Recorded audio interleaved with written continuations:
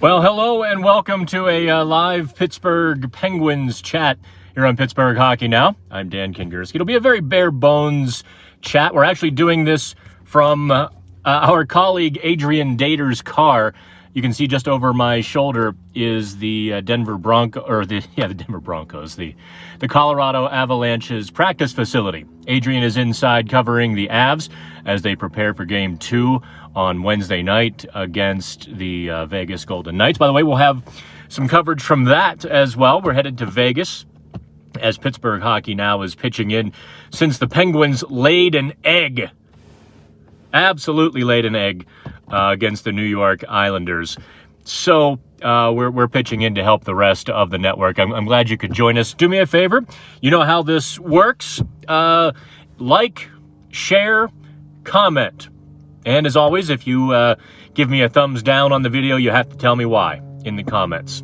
So let's begin with a little bit of breaking news. Well, let me rephrase that because I don't want to be one of those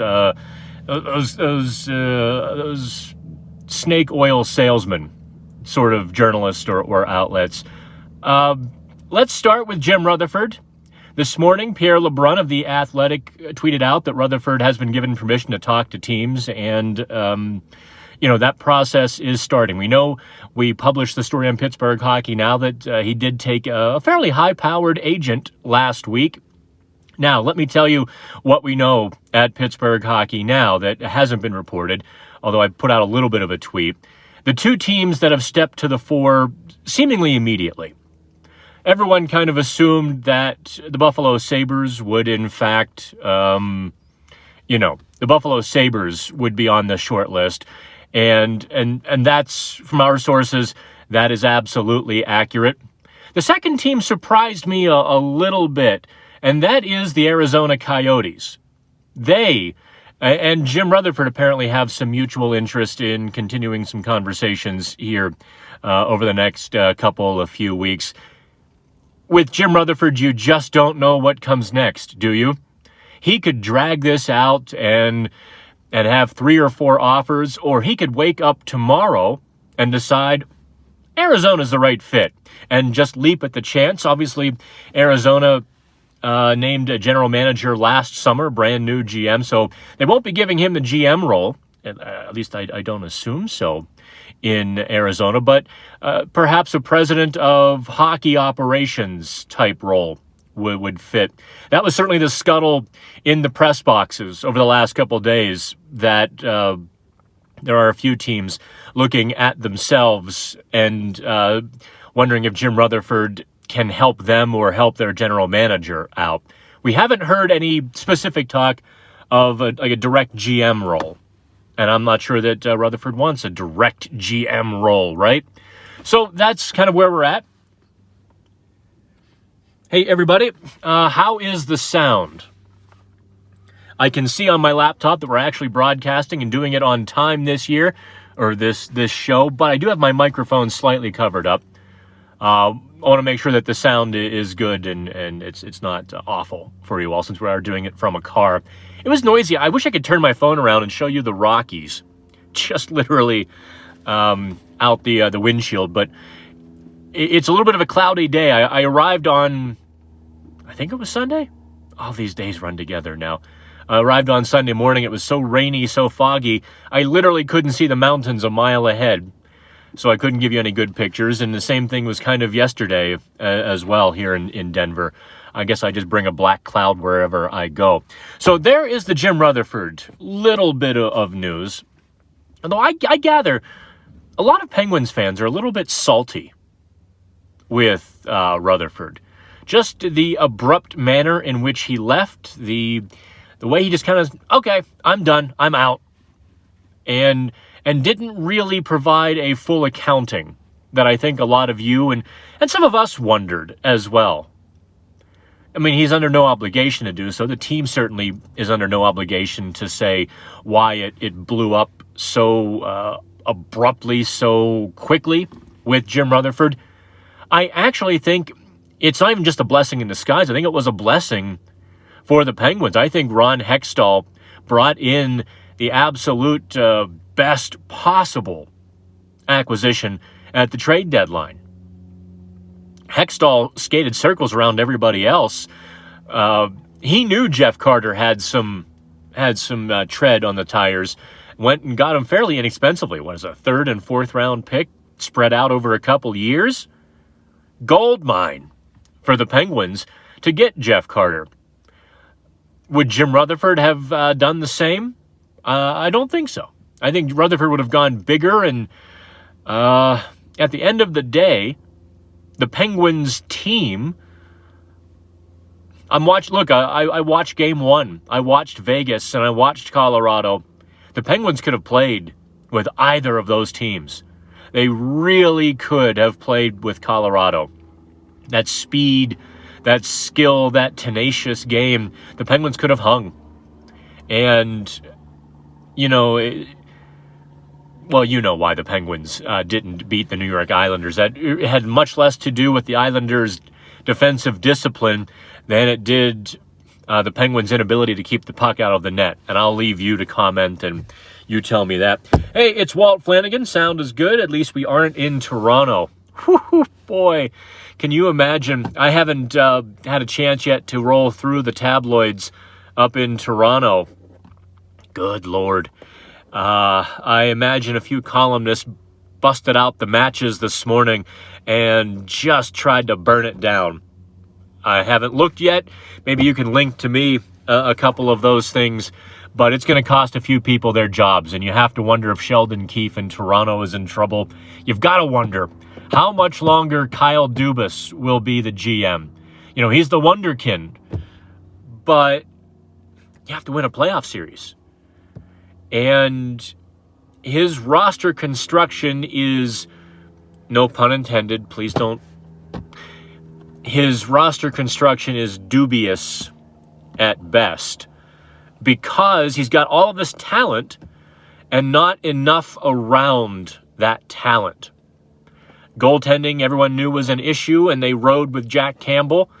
Campbell was good in this series, but there was one last night that he would like back. And if you don't trust your $5 million Freddie Anderson, well, then you have to do something about that. Toronto just isn't built to play playoff hockey. It's like watching a Ferrari on a dirt road. Doesn't work.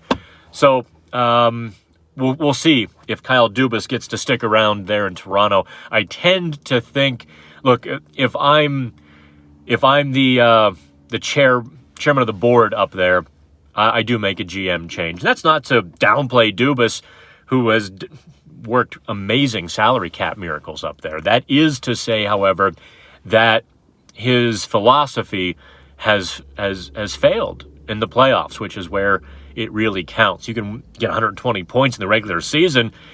If you lose in the first round every year, it's all for naught. A couple comments. Sounds lovely. Thank you, Jamie. Oh, the mustard yellow jerseys, Henry.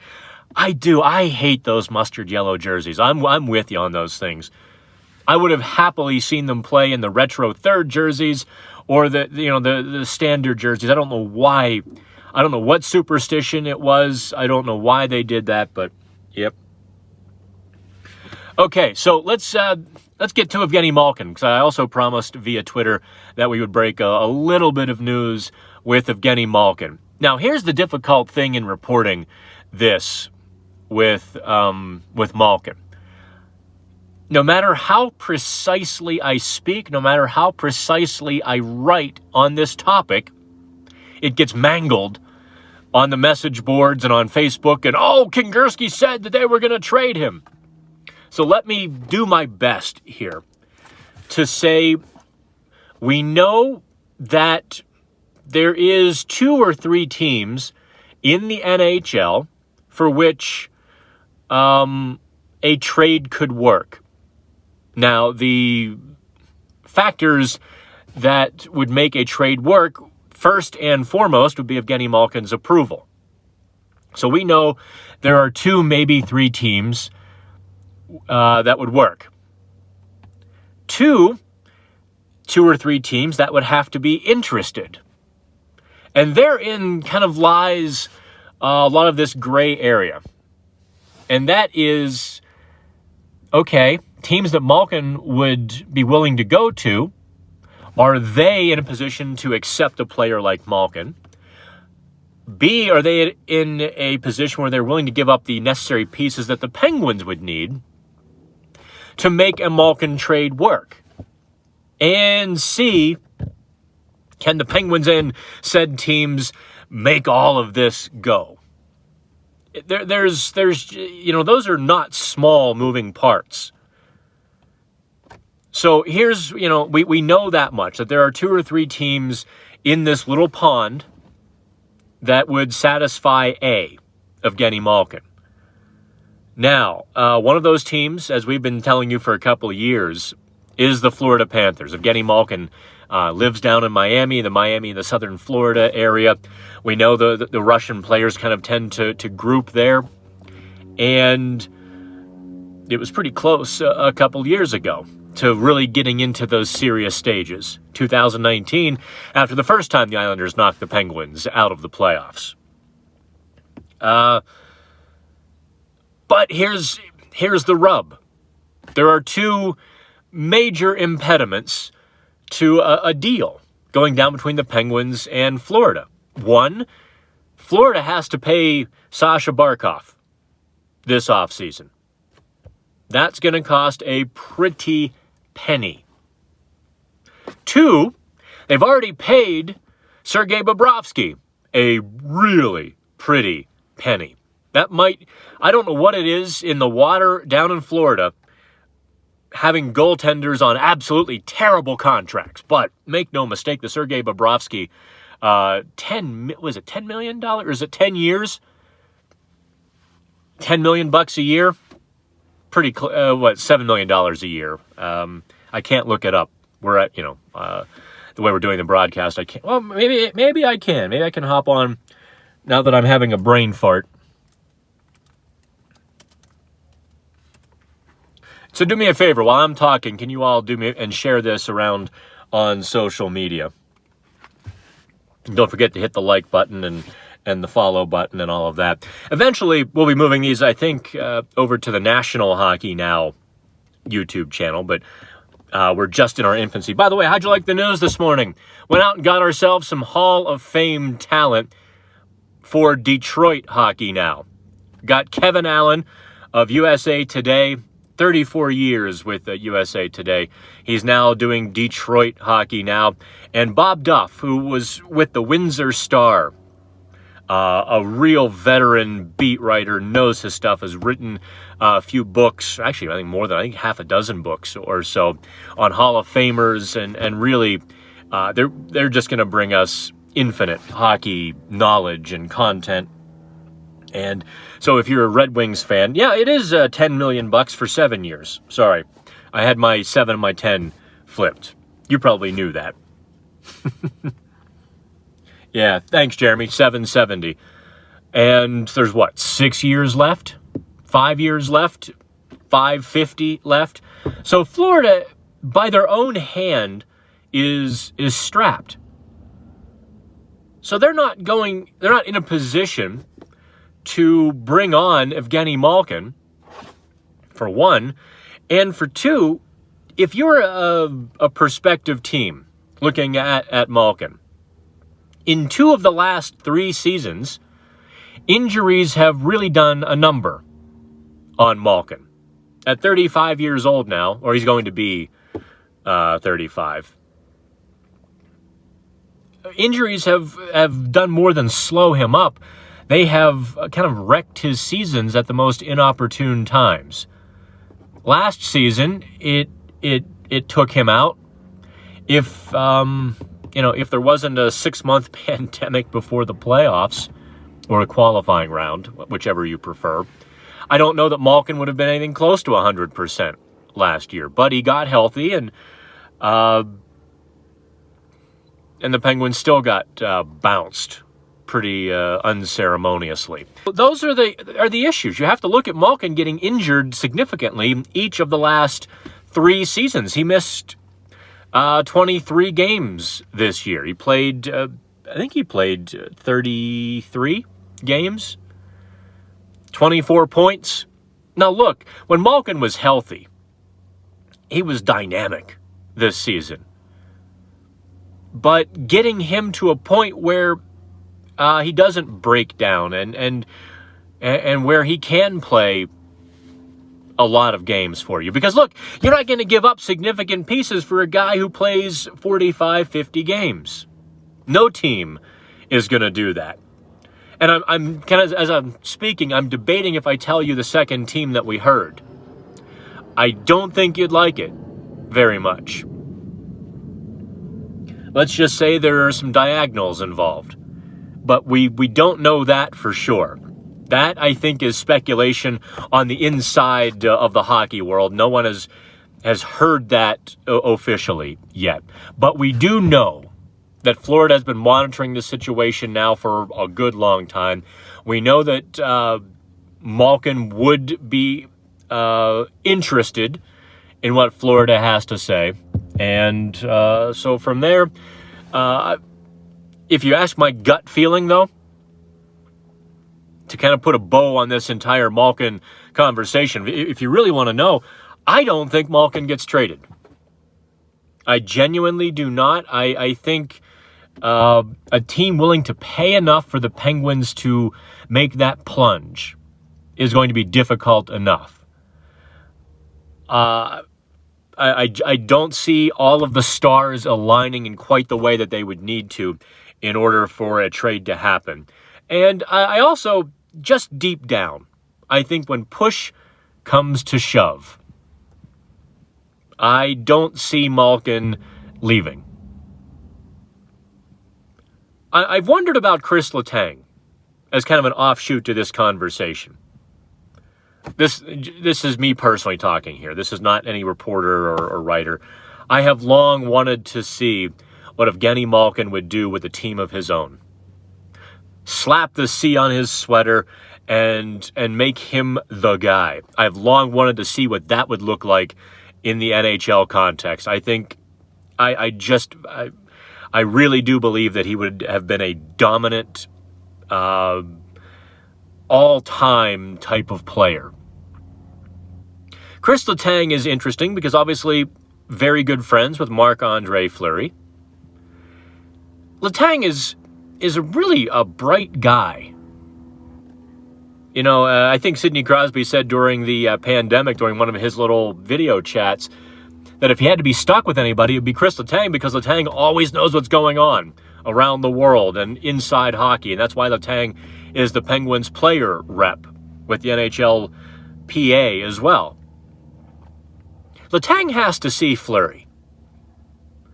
And the love and adulation that Fleury gets from the New Vegas fans, right? The clean slate that Fleury got. Now, I don't know if Letang still reads the media like he used to, but when in his younger days, Letang was known to know what everybody was writing and saying about him. He knew what everybody was talking about, especially when it involved him. And in fact, one of my writers, I won't tell you which one, wrote a complimentary piece in a preseason story and got a DM from the Penguins defenseman saying, hey, thanks for the kind words, really appreciate it, trying hard, whatever. It was, it wasn't a great conversation, but it was obviously, and that was 4 years ago? 3, 4, I don't know. Again, time kind of the last handful of years are just one gelatinous mass for me in getting this company off the ground. So Dater is back, and his driving is probably way too much to have on camera. Oh boy. There's Adrian Dater. Folks, how are you? All right. I wonder how many people we have. We don't have many. It's kind of a spur of the moment chat there, Dater. Yeah. So there's the Malkin situation. I'm going to hold it here. Keep Go talking. ahead. Yeah, I'm going to keep talking. I'll even put my seatbelt on. Where you're at? I'm taking Dan to the nearest pot shop. So. No, we're not doing that. Yeah, there was a bowl of gummy bears in my room, and It just said have a little bit, and I'm like, you know, don't have too much, but have some. It says. Well, I arrived actually a week ago, and I just woke up Sunday, so that's maybe why.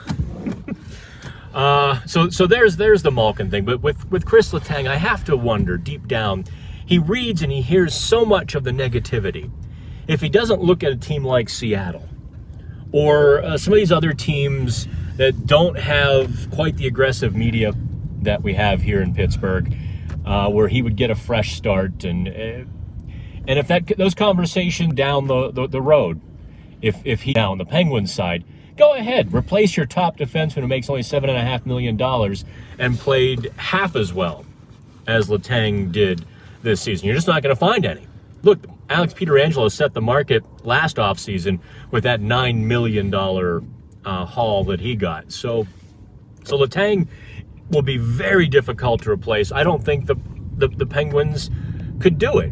And so for those reasons, with Jeff Carter's inclusion, you've got these 4 guys, mid-30s, all in expiring contracts or within the next couple of years expiring. I really do see the Penguins just kind of riding it out one more time, maybe trying to add a playoff performer or 3 into the roster, add some beef on the back end, trying to find a place for P.O. Joseph. Those are the little tweaks that the Penguins are not far away. They outplayed the Islanders. They just couldn't keep the puck out of the net. So that's our Penguins Live chat. I appreciate you all hopping on and participating. We'll probably do one of these from Vegas if my body will or my mind will hold out that long. Buy a subscription, everyone. This guy never sleeps right here. He works 24/7 for you. I can vouch for it since he's been staying with me, and